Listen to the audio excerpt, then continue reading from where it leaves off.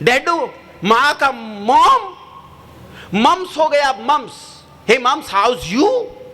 Mums पहले बीमारी होती थी, यहाँ हप्पू, यहाँ निकल आते थे पहले बीमारी। ये बीमारी अब घर में आ गई और इसने हमारे बच्चों को लड्डू गोपाल बना दिया है।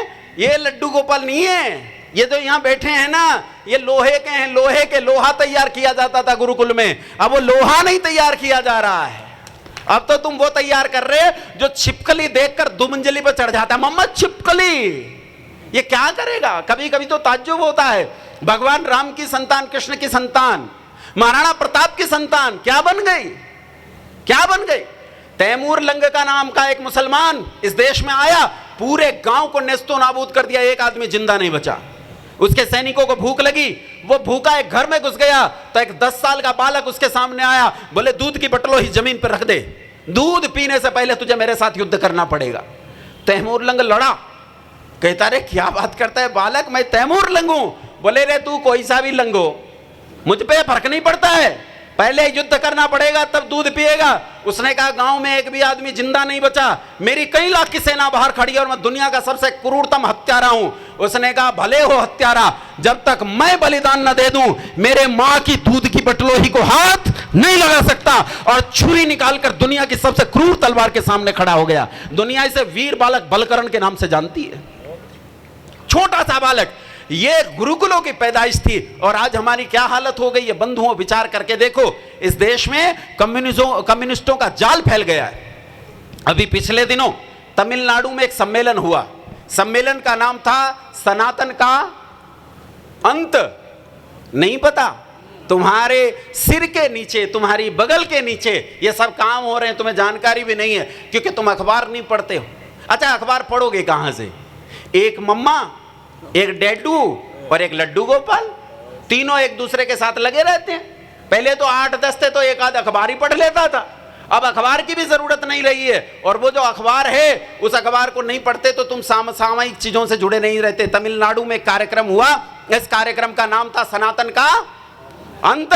और वहां एक आदमी जिसका नाम था उदयनिधि स्टालिन, क्या नाम बताया मैंने, बोलो इस नाम को, उदयनिधि स्टालिन। इस उदयनिधि स्टालिन ने कहा सनातन दुनिया की सबसे बुरी बीमारी है, जैसे डेंगू, मलेरिया और कोरोना को जड़ से समाप्त करना जरूरी है, इसी तरह इस सनातन को भी जड़ से समाप्त करना पड़ेगा।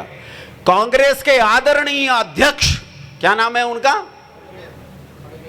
नहीं, नाम तो कुछ और है, मल्लिकार्जुन खड़गे। कभी कभी तो मुझे समझने में समस्या होती है ये पुरुष है कि स्त्री है। मल्लिकार्जुन खड़गे के लड़के ने इस बयान का समर्थन किया और बाद में कोई भी देश से नहीं बोला कि यह गलत कहा जा रहा है। और उस लड़के ने दोबारा फिर बयान दिया और फिर सनातन धर्म के खिलाफ फिर 3-4 सम्मेलन किए। आश्चर्य की बात है, नुपुर शर्मा ने टीवी डिबेट में बैठकर क्या कहा था? क्या कहा था?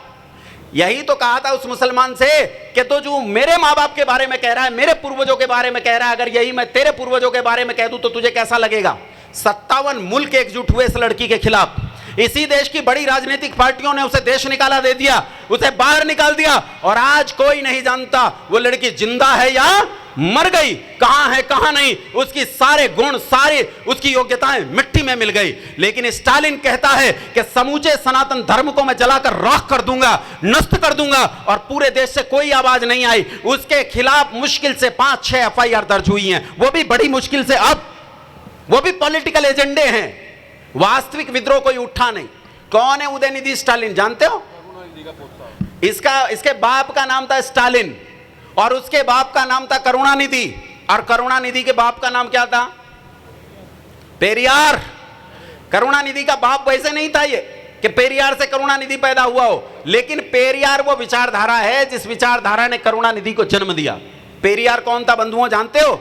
जिसने सच्ची रामायण लिखकर श्री रामचंद्र को गाली दी और इस देश के सारे सच्चे सिद्धांतों को थोथा कहा। उसने 15 प्रश्न पूछे, ऐसे 15 प्रश्न जिन्हें आर्य समाज के किसी गुरुकुल का नन्हा सा बालक धज्जियां उड़ाकर फेंक दे। और ये कहते हैं आज तक इन 15 प्रश्नों का कोई उत्तर नहीं दे पाया। ये पेरियार कौन था, ध्यान से सुनो। ये बहुत समझदार आदमी था, इतना सच्चा, ऐसा उत्तम आचरण आपने आज तक नहीं देखा होगा। जब ये 20-22 साल का था तो अपनी 12 साल की चचेरी बहन के साथ इसने बलात्कार किया। उसके बाद ये अपनी चचेरी बहन को 12 साल की अवस्था में घर से भगा कर ले गया, उसके साथ ब्याह किया। कुछ दिन के बाद इसे अपना एक मित्र था, इसका नाम, जिसका नाम था मुदलियार, उस मुदलियार की पत्नी इसे भाग गई। इसने अपनी पत्नी की, मैं नहीं कह रहा हूं, ऐसा कुछ लोग शक करते हैं कहीं मुझ पे भी मुकदमा कर दे, ये हर्षित फंसवा देगा मुझे, ये टीवी पे लाइव चला रहा होगा। तो ऐसा कुछ इतिहासकार मानते हैं, ऐसा कुछ लोग अनुमान करते हैं कि मुदलियार की पत्नी के चक्कर में इन्होंने अपनी पत्नी को क्या कर दिया। छोड़ना वोड़ना नहीं होता कम्युनिस्टों के यहां, सर तन से जुदा, तन सर से जुदा। और उसके बाद मुदलियार की पत्नी से इस व्यक्ति ने विवाह कर लिया, लेकिन इससे भी इसकी हवस शांत नहीं हुई। उसकी बेटी, जो इसकी बेटी बन गई थी, अब इसने उस स्त्री को भी रास्ते से हटा दिया, मुदलियार को भी रास्ते से हटा दिया, और अपने से 38 बरस छोटी कन्या के साथ 75 साल की आयु में हाथ में पेशाब की थैली लेकर विवाह किया। पेरियार ने, ऐसा पेरियार भगवान राम पर कीचड़ उछालता है, भगवान कृष्ण पर कीचड़ उछालता है, ऐसा पेरियार ब्रह्मा और सरस्वती के प्रकरणों का उदाहरण देकर इस देश की संस्कृति को गाली देने का प्रयास करता है। लेकिन आश्चर्य ये कि इस देश से कोई आवाज नहीं उठती। बंधुओं, मैं आपसे एक बात कहना चाहता हूं, एक चीज का आह्वान करना चाहता हूं आपसे कि आज फिर से आवश्यकता है दयानंद के पुत्रों को खड़े होने की। आज फिर से आवश्यकता है दयानंद के पुत्रों को जवाब देने की। अच्छा, ईमानदारी से बताओ, इन बिना मूछ की दाढ़ियों को जवाब कौन दे सकता है? अरे बोलो, कौन दे सकता है? केवल आर्य समाज जवाब दे सकता है। ईसाइयों को जवाब कौन दे सकता है? मैं एक बार छपरेड़ी में गया, आदरणीय गुरुजी वहां थे। मैंने आदरणीय गुरुजी का एक तर्क सुना मुसलमानों के संबंध में। ये मंच पर बैठे हुए कह रहे थे, भाई मैंने एक मुसलमान से पूछा, तूने इतना लंबा मधुमक्खी का घोंसला मुंह पर चिपकाया है, ये 4 बाल मूछ के भी रखता तो सिमेट्री ठीक बनती है। तुझे देखकर मेरे गांव के कुत्ते भौंकने लगते हैं, पता नहीं क्या आ गया, मूछ क्यों नहीं रखा? तो बोले जी मूछ में गंदगी फंस जाती है क्योंकि मुंह से और नाक से गंदगी निकलती है।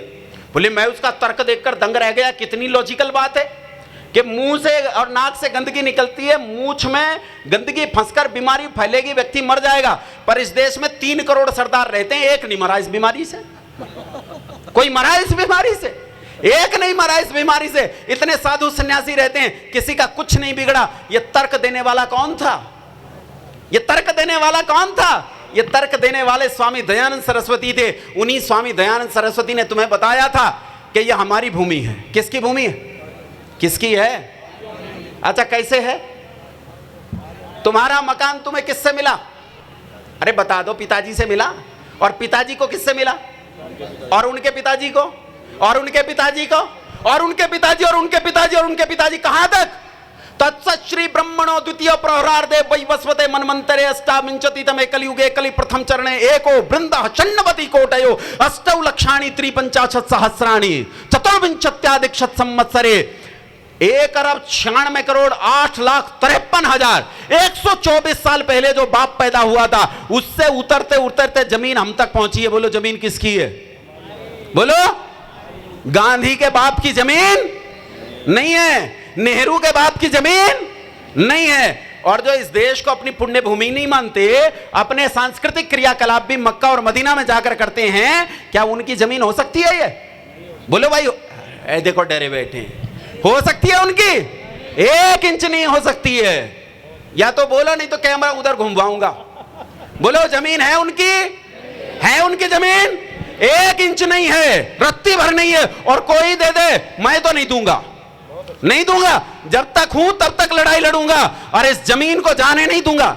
ईसाई अपनी जमीन यरूशलेम मानते हैं, मक्का मदीना को मानते हैं, भारत को नहीं मानते। जो भारत को अपनी जमीन मानने को तैयार नहीं है, उन्हें इस जमीन में हिस्सा देने की कोई जरूरत नहीं है। मैं तुमसे कहता हूं, बढ़कर इस देश के आर्थिक जगत पर छा जाओ, बढ़कर इस देश के राजनीतिक जगत पर छा जाओ, बढ़कर इस देश के सामरिक जगत पर छा जाओ।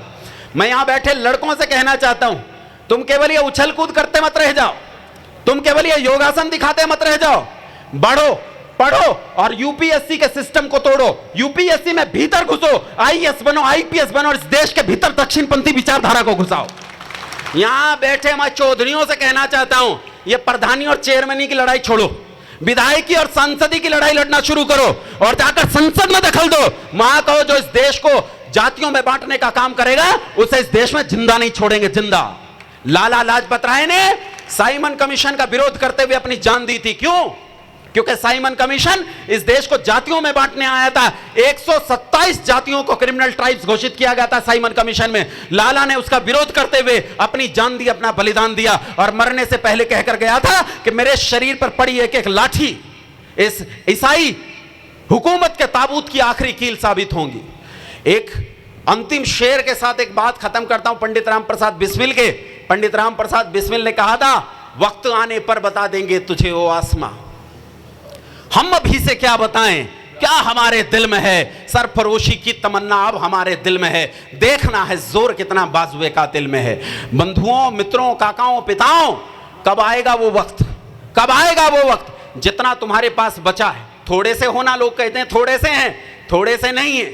सिंह तो थोड़े हुआ करते हैं, कुत्ते बिल्ली ज्यादा हुआ करते हैं, बकरे ज्यादा हुआ करते हैं, सिंह थोड़े हुआ करते हैं। लेकिन तुम्हें सिंह बन जाने की जरूरत है। आज ये कहते हैं, उड़चल हारिल लिए हाथ में यही अकेला ओछा तिनका, ऊषा जाग उठी प्राची में कैसी बाट भरोसा किनका, शक्ति रहे तेरे हाथों में, छूट न जाए यह चाह सृजन की, शक्ति ते रहे तेरे हाथों में, बिखर न जाए यह गति जीवन की, ऊंचा ऊंचा ऊंचा ऊंचा बढ़ा चीरता चल दिगमंडल, अनथक पंखों की चोटों से नभ में एक मचा दे हलचल, नभ में एक मचा दे हलचल। बहुत धन्यवाद, आप सभी को सादर प्रणाम।